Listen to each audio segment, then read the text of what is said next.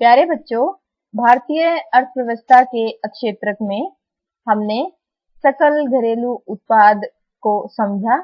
आज हम तीनों अक्षेत्रकों प्राथमिक, द्वितीयक और तृतीयक तीनों की तुलना पहले उत्पादन के आधार पर सीखेंगे और बाद में रोजगार के आधार पर तीनों अक्षेत्रकों का अध्ययन करेंगे। पहले उत्पादन के आधार पर तीनों अक्षेत्रकों की तुलना कैसे की जाती है, आइए समझते हैं। बच्चों, ग्राफ पर एक्स एक्सिस पर साल दिए हुए हैं और वाई एक्सिस पर सकल घरेलू उत्पाद रुपयों में दिया हुआ है।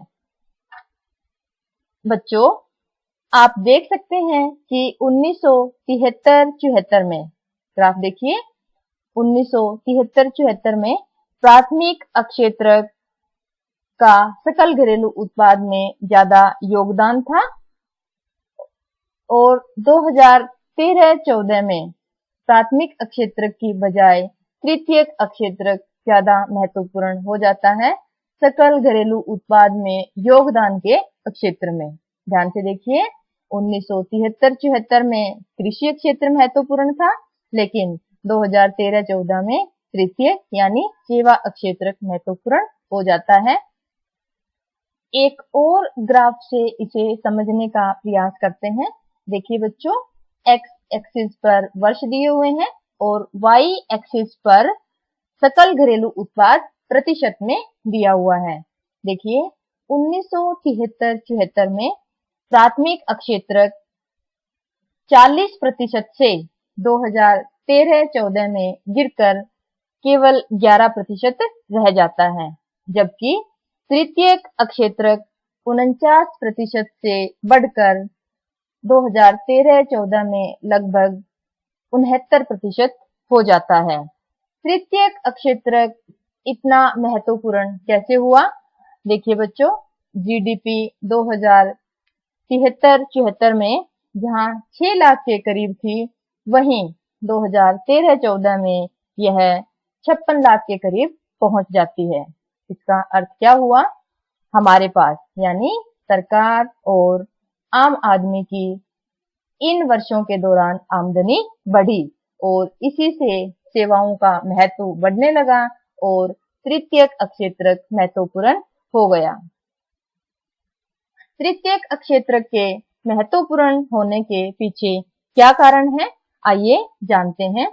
बच्चों, सबसे पहले बुनियादी सेवाओं में वृद्धि, जैसे अस्पताल, शैक्षणिक संस्थाएं, कचहरी, ग्रामीण प्रशासनिक कार्यालय, रक्षा, परिवहन, बैंक इत्यादि बुनियादी सेवाएं कहलाती हैं और किसी भी विकासशील देश में इन बुनियादी सेवाओं का जिम्मा सरकार उठाती है।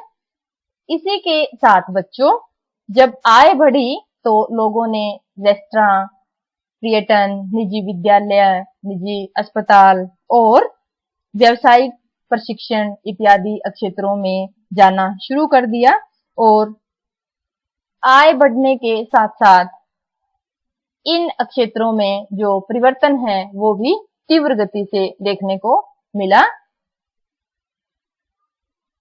इसी के साथ प्राथमिक और द्वितीयक क्षेत्रों का प्रभाव भी द्वितीयक क्षेत्रक में देखने को मिला। पहला है बच्चों, प्राथमिक क्षेत्रक से जुड़ा हुआ क्षेत्र कृषि। कृषि में और उद्योगों में विकास के साथ साथ परिवहन, भंडारण और व्यापार जैसी तृतीयक क्षेत्र की सेवाओं में भी वृद्धि हुई। जितना ज्यादा प्राथमिक और द्वितीयक क्षेत्रक विकसित होगा, तृतीयक क्षेत्रक का विकास भी उतना ही ज्यादा होगा, क्योंकि तृतीयक क्षेत्रक प्राथमिक और द्वितीयक क्षेत्रक पर निर्भर करता है। सूचना और संचार प्रौद्योगिकी में क्रांति। पिछले कई वर्षों में सूचना और संचार प्रौद्योगिकी जैसी कुछ नवीन सेवाएं महत्वपूर्ण हो गई हैं, जिसकी वजह से तृतीयक क्षेत्रक में उत्पादन जो है बढ़ रहा है। प्राथमिक अक्षेत्रक, द्वितीयक अक्षेत्रक और तृतीयक अक्षेत्रक की तुलना हमने उत्पादन के आधार पर की। अब हम रोजगार के आधार पर इन तीनों अक्षेत्रकों को समझने का प्रयास करेंगे। देखिए बच्चों, जैसा कि आपको पता है कि जो अक्षेत्रक जितना बड़ा होगा, रोजगार उतना ही ज्यादा उसमें होगा।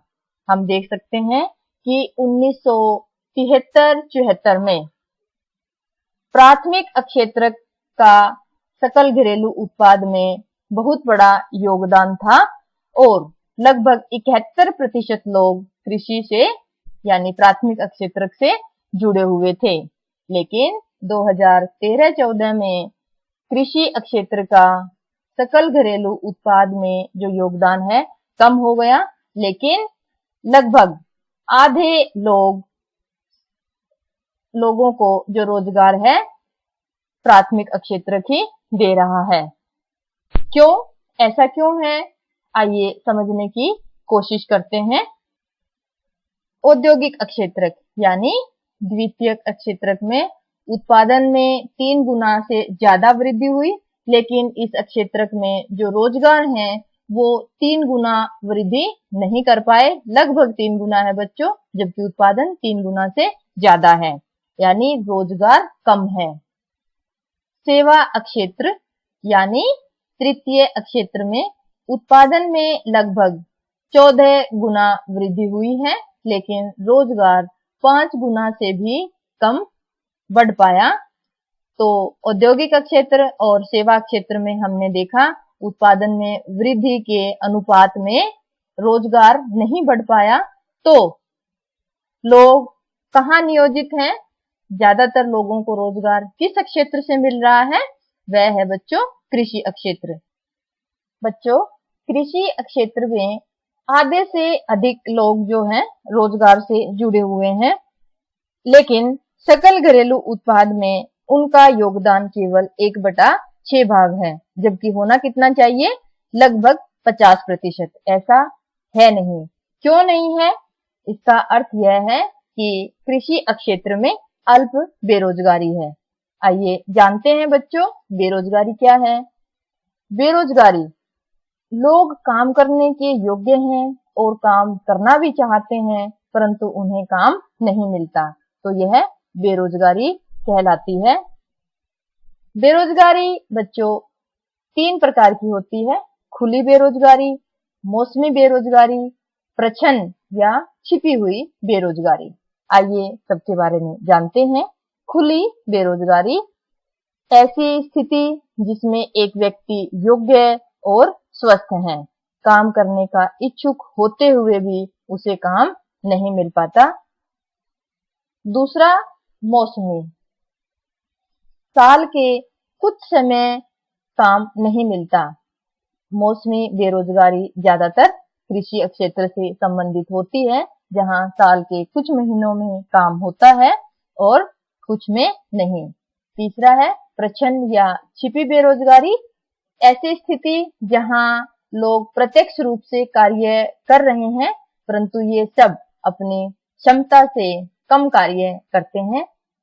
आइए समझते हैं बच्चों प्रच्छन्न बेरोजगारी। देखिए बच्चों, मान लीजिए रामू किसान है और उसके पास 1 एकड़ जमीन है।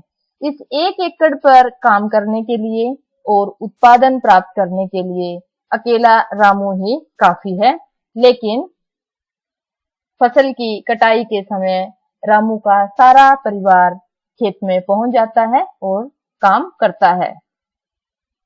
काम करने के लिए लोग ज्यादा जुड़ गए हैं कृषि में, लेकिन इससे उत्पादन पर कोई असर नहीं पड़ेगा, क्योंकि 1 हेक्टेयर से जितना उत्पादन होना था उतना अकेला रामू भी प्राप्त कर सकता था, लेकिन रामू के साथ 7-8 और लोग जुड़कर भी उतना ही उत्पादन कर रहे हैं। इसका मतलब है ये लोग यानी रामू का परिवार अपनी क्षमता से कम कार्य कर रहा है और इसे ही प्रच्छन्न बेरोजगारी कहते हैं। समझ गए होंगे बच्चों। बेरोजगारी की समस्या को हल कैसे किया जा सकता है? सबसे पहले जनसंख्या नियंत्रण, कि जनसंख्या में वृद्धि अगर नियंत्रित की जाए तो बेरोजगारी कम हो जाएगी। दूसरा है बच्चों, शिक्षा नीति में सुधार। शिक्षा से कौशल और क्षमताओं में वृद्धि होगी और इससे रोजगार के अवसर ज्यादा मिलेंगे। कृषि क्रियाओं का विविधीकरण, नई नई कृषि तकनीकों का इस्तेमाल करके उत्पादन बढ़ाकर रोजगार का जो अवसर है वो लोगों को मिल सकता है। ग्रामीण एवं छोटे उद्योगों का विकास, लघु एवं घरेलू उद्योगों का विकास करके स्वरोजगार के रास्ते खुल सकते हैं और बेरोजगारी कम हो सकती है। द्वितीय और तृतीय क्षेत्रों में अगर सरकार ज्यादा पूंजी निवेश करे तो कृषि क्षेत्र में जुड़े हुए लोगों का जो बोझ है कम हो जाएगा और द्वितीय और तृतीय क्षेत्र में उन लोगों के लिए रोजगार के ज्यादा अवसर खुल सकेंगे। सस्ते व आसान शर्तों पर अगर बैंक ऋण देता है तो लोगों के लिए अपना रोजगार शुरू करना आसान हो जाएगा और बेरोजगारी की समस्या भी हल हो जाएगी। बेरोजगारी की समस्या को कम करने के लिए सरकार द्वारा राष्ट्रीय ग्रामीण रोजगार गारंटी अधिनियम 2005 की शुरुआत की गई। इसके तहत 100 दिनों के रोजगार की गारंटी दी गई है। अपने गांव या आसपास के क्षेत्रों में ही काम दिया जाता है। रोजगार न मिलने पर या कम मिलने पर बेरोजगारी भत्ता सरकार द्वारा दिया जाता है और इस अधिनियम के तहत भविष्य में भूमि से उत्पादन बढ़ाने वाले कामों को ज्यादा वरीयता दी जाती है। तो राष्ट्रीय ग्रामीण रोजगार गारंटी अधिनियम 2005 आपको याद रखना है। बच्चों, आज हमने तीनों क्षेत्रकों की तुलना पढ़ी, उत्पादन के आधार पर और रोजगार के आधार पर। बेरोजगारी का अर्थ जाना, खुली बेरोजगारी, मौसमी बेरोजगारी और प्रच्छन्न बेरोजगारी का अर्थ जाना और राष्ट्रीय ग्रामीण रोजगार गारंटी अधिनियम 2005 पढ़ा। आशा है आपको ये सारे टॉपिक्स अच्छे से समझ आ गए होंगे। खूब पढ़िए, खूब मेहनत कीजिए। धन्यवाद।